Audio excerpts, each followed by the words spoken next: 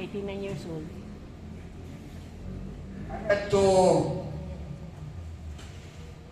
let my father sign for me because I was then below 21. Kaniya to ang Bata pa niya, no? age. Oh.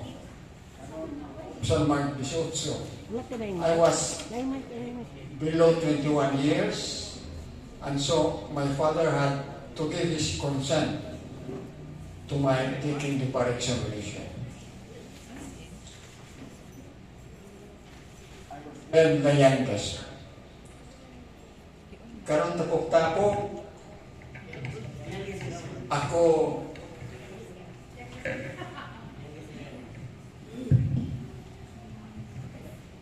karon ta po kung convergence